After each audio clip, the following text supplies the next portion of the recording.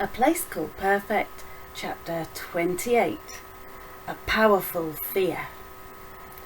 Carefully, Violet and Boy ran back across the rooftops until they reached the bathroom window. They climbed inside and hurried down the 3 floors out onto Forgotten Road.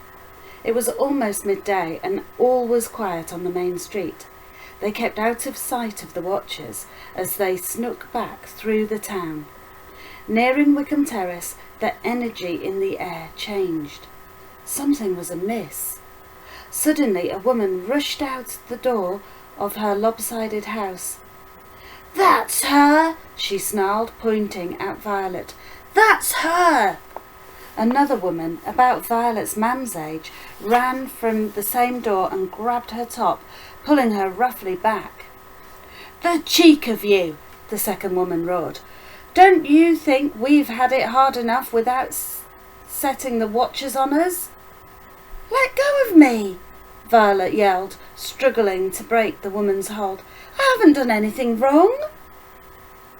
"Not yet, young one, but you're trying, you and that boyfriend of yours. Just leave us alone. We don't need any trouble." "She hasn't done anything," Boy shouted, pulling Violet away to stand between the pair of them. "They're talking revolution in Will Archer's place. No man's landers sneaking around in the daylight will be raising suspicions from the watchers. Your names are all around the place as the ones behind it.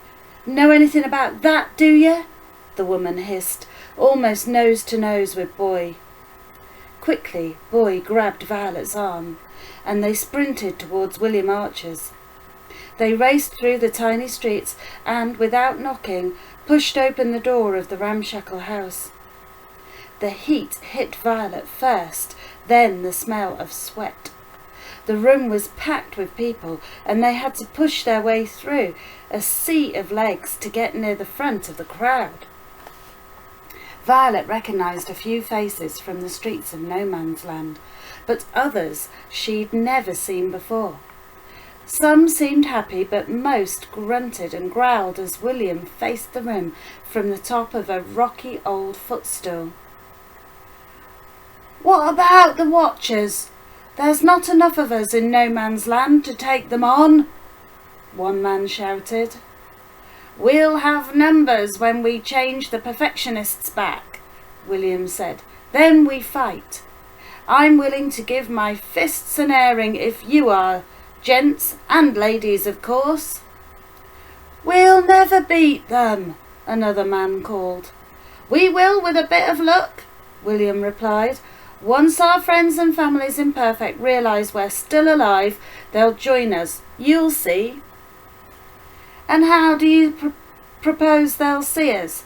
Hasn't that been the problem all along, William? I thought you stopped talking this nonsense long ago. It's done none of us any good. We're here to stay in No Man's Land, and it's about time some of us accepted that." "A man of your imagination stands defeated, Frederick," William replied, looking straight into his eyes. "They will see us again, I promise you." "It's a promise you can't keep, William." "Yes, he can." Violet stepped out in front of the crowd. "Violet!" William exclaimed, jumping down from the stool. "Thank heavens you're all right. And Boy, is he with you?" "He's there," Violet said, pointing him out in the crowd. "How did you get on?" William whispered anxiously. Violet pulled the empty flask from her trouser belt and handed it to him. Cupping the glass in both hands, he held the bottle tightly to his chest and inhaled long and deep. "Our families will see us soon," he shouted, jumping back onto the stool. He shoved the flask into the air for all to witness.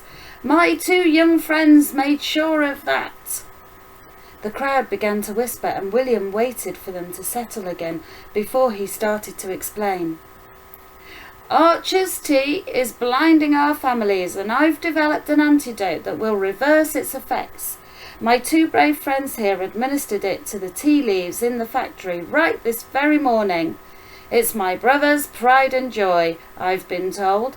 That freshly brewed tea is delivered to every home and workplace in the town each day, and because of this, by tomorrow, our families will see us again. If we were to walk down the streets of what was once our town. They won't, however, recognise us yet, and that's the next part of our plan, to zap them with the Reimaginator. If we can do all that, perfect will fall. The what? Someone laughed at the end of the room. The Reimaginator, William repeated seriously, before explaining how his brother's rose-tinted glasses robbed the imagination, how their BR technology made people see only what the Archers wanted them to see, and how his machine, the Reimaginator, could fix all that. And why do our families not fight back? Why do they not question anything? Our disappearances, the regime imperfect? Because nothing seems out of the ordinary to them. They have lost their ability to imagine an alternative life. They've lost independent thought, William finished. Someone laughed from across the room. Well, I'm delighted I stayed to hear you answer our questions, William, because now I know for sure that you're crazy. I'm out of here, a red-bearded man shouted, pushing aside the crowd as he forced his way towards the door. They called you crazy too, Sam. There was a time nobody could stop you doing what you loved. Remember when people called you a dreamer? It's why you're here in no man's land. It's why we're all here. We were all dreamers once. Can we not dream again, together? I've grown up, William, and you should too. Accept where you are and move on. Build a life here. It's all you've got now. Others began to move too, passing out of the house in silence. Why now, William? Another man asked. I mean, I was with you at the beginning, but then you disappeared and we all gave up. What's happened to bring back your fight? What's brought you out of hiding? William turned to face him. It's Macula, Merrill. My brothers have her. I gave up because I had nothing to fight for. I thought she was dead. Then, with the help of Violet and Boy here, I found out she's still alive. That's what's brought me back. The crowd still trickled out the door. Look, we are in no man's land because we are different, William shouted, addressing those slipping from the room. What's happened to your imaginations? Where is the fight? You're all acting like perfectionists. We have a responsibility to our families imperfect. It's up to us, the outsiders, to show them the way, to wake them up. If we don't at least try, then we're just as controlled as they are, except we've no excuse for our ignorance. Grow up, Archer. No man's land is our lot. What's the point in fighting?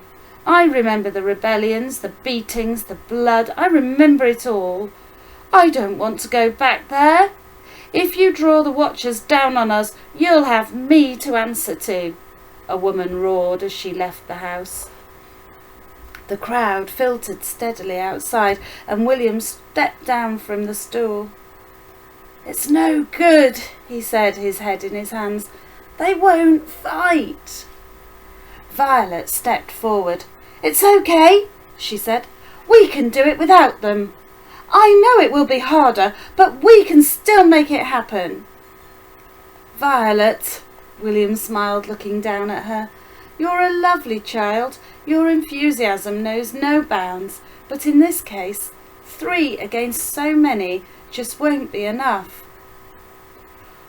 What about 4? A figure stepped forward from the shadows. Merrill, I thought you'd left with the others. No, William, I thought about it, I must confess, Merrill said.